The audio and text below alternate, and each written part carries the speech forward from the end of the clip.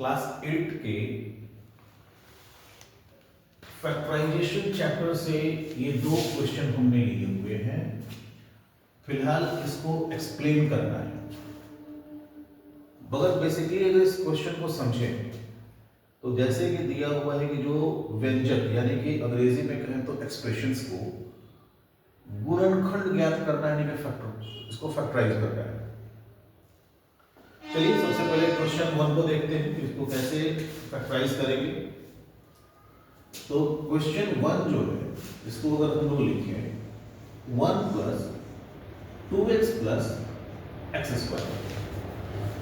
अब इस क्वेश्चन को मतलब इस एक्सप्रेशन को हम अगर चाहें तो ऐसे लिख सकते हैं 1 का स्क्वायर इज इक्वल टू 1 होता है तो भी हम लिख सकते हैं। सेकंड चलिए 2x को अभी हम ज्यों का त्यों छोड़ देते हैं, उसके बाद एक्स स्क्वायर को भी ज्यों का त्यों छोड़ देते हैं। अगली बार हम ये करते हैं 1 square plus 1 into 2 into x, या इसको ऐसे करते हैं 2 into 1 into x plus x square. अगर आप देखिए तो ये हमें a प्लस बी के होल स्क्वायर का जो एक्सपोनेंशियल है, जैसे a square plus 2ab plus b square के रूप में ये हमको दिख रहा होगा।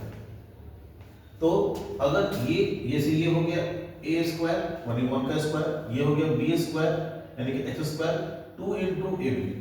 तो अगर इसको एक बार लिख दे 1 प्लस x का होल स्क्वायर।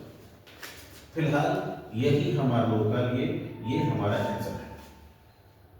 चलिए इसको अगर मान लीजिए कि इस तरीके से हम लोग को थोड़ा दिक्कत है तो इसको हम दूसरे तरीके से भी सॉल्व कर सकते हैं। जैसे 1 plus 2x plus x square को हम लोग 1 प्लस x प्लस एक्स स्क्वायर लिख सकते हैं, यानी कि 2x को हमने x प्लस एक्स लिख दिया।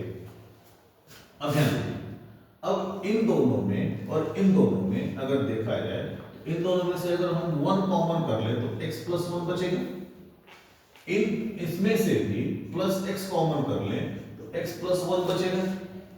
अब देखो तो इसमें से x प्लस 1 और यहां पे इन दोनों कर ले तो x plus 1 is equal to x plus 1 का होल स्क्वायर। तो इस तरीके से देखा जाए तो दोनों प्रश्नों को पहली विधि से, यानी कि ये हमारा फर्स्ट मेथड हुआ और ये हुआ हमारा पहले क्वेश्चन का सेकंड मेथड। दोनों मेथड से ये हमारा क्वेश्चन सॉल्व।